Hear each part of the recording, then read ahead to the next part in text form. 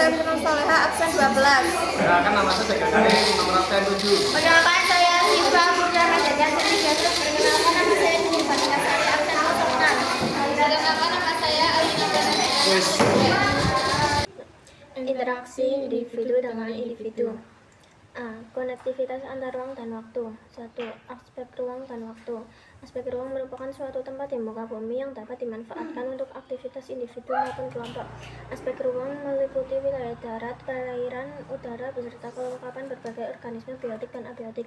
Berikut contoh dari interaksi keruangan yaitu: Contoh dari interaksi keruangan. 1. Wilayah pantai merupakan daerah penghasil ikan laut, sedangkan wilayah pegunungan merupakan daerah penghasil sayur mayur. 2. Wilayah perkotaan memerlukan tenaga kerja yang berasal dari wilayah perdesaan. B. Aspek waktu.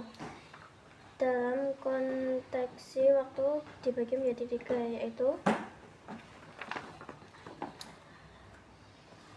Aspek waktu dibagi menjadi 3, yaitu 1. Waktu lampau, yaitu waktu yang berkaitan dengan kejadian masa lalu. 2. Waktu sekarang, yaitu waktu saat sebuah kegiatan sedang berlangsung. 3. Waktu akan datang, yaitu waktu yang belum dilalui. 2. Interaksi keruangan dan waktu. Ruang merupakan tempat segala peristiwa terjadi. Perbedaan karakteristik keruangan antar wilayah mengalami batuan interaksi yang saling membutuhkan. A. Perbedaan karakteristik ruang antar Interaksi individu dengan kelompok. B. Kondisi geografis Indonesia. 1. Luas dan batas wilayah. A. Luas wilayah Indonesia 17.500 pulau dengan luas 7,81 km persegi. Wilayah Indonesia terdiri 3,25 juta km berupa lautan, 2,55 juta km persegi berupa zona ekonomi eksklusif ZEE, dan 2,1 juta km persegi berupa daratan. B. Batas wilayah Indonesia. Batas darat terdiri batas alami dan batas buatan. Batas 2. Batas laut. Zona batas laut berdasarkan UNCLOS tahun 1982. Letak 2. Letak wilayah Indonesia. A. Letak geografis. B. Letak geologis. C. Letak Indonesia berdasarkan garis lintang dan garis bujur.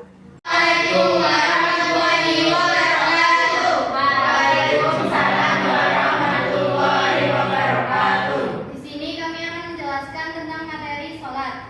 Sholat adalah rukun Islam kedua, berupa ibadah wajib yang terdiri dari ucapan dan perbuatan khusus. Dimulai dengan takbiratul ihram dan diakhiri dengan salam. Sholat wajib 5 waktu, subuh, zuhur, asar, maghrib, dan isya. Adalah tiang agama dan bentuk komunikasi hamba dengan Allah Subhanahu wa Ta'ala. Syarat sahnya meliputi beragama Islam, balik, berakal, suci dari hadas atau najis, menghadap kiblat, dan masuk waktu. Berikut adalah poin-poin materi lengkap tentang sholat. 1. Pengertian dan kedudukan sholat. Cara bahasa sholat artinya doa. Cara istilah sholat adalah ibadah yang diawali takbir dan diakhiri salam. Kedudukan tiang agama. Barang siapa meninggalkannya menentukan agama. Hukum wajib fardhu ain bagi setiap muslim yang mukallaf. 2. Syarat wajib dan sah sholat. Syarat wajib kewajiban Islam balik, dewasa, berakal, tidak gila. Syarat sah keabsahan, suci dari hadas kecil, suci pakaian, badan dan tempat dari najis, menutup aurat, menghadap kiblat, dan memasuki waktu sholat. 3. Rukun sholat harus dilakukan dalam sholat. 1. Niat. 2. Berdiri bagi yang mampu. 3. Takbiratul ihram. 4. Membaca surat Al-Fatihah. 5. Rukuk dengan tumakninah. 6. I'tidal dengan tumakninah. 7. Sujud 2 kali dengan tumakninah. 8. Duduk di antara 2 sujud dengan tumakninah. 9. Duduk tasyahud akhir. 10. Membaca bacaan tasyahud akhir. 11. Membaca sholawat Nabi pada tasyahud akhir. 12. Salam pertama. 13. Tertib. 4. Waktu dan jumlah rakaat sholat wajib. 1. Subuh 2 rakaat, fajar, sidik, terbit matahari. 2. Zuhur 4 rakaat, tergelincir matahari, bayangan sama panjang. 2. 3. Asar 4 rakaat, bayangan panjang, terbenam matahari. Maghrib 3 rakaat, terbenam matahari dan hilangnya awan langit merah.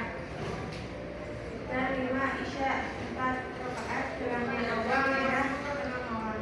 5. Hikmah sholat. 1. Mencegah perbuatan keji dan mungkar. 2. Menenangkan jiwa dan sebagai bentuk zikir kepada Allah. 3. Melatih disiplin waktu dan sibuk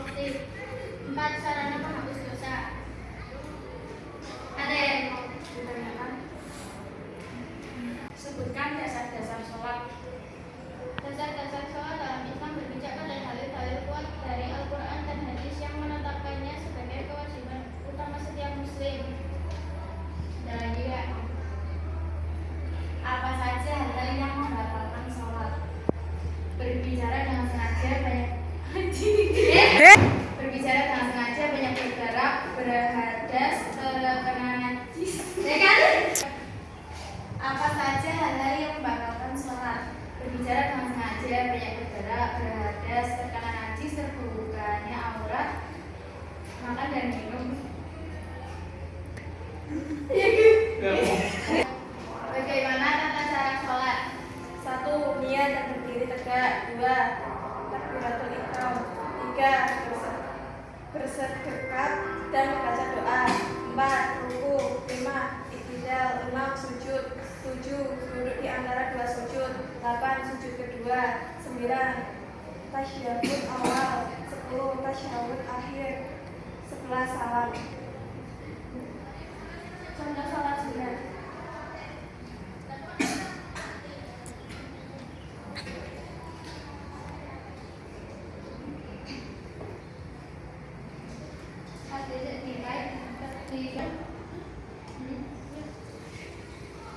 Contoh sholat sunat.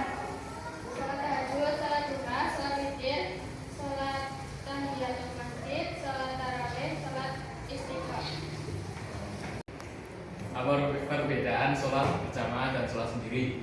Perbedaan utama antara sholat berjamaah dan sholat sendirian terletak pada pahala, tata cara, dan syaratnya.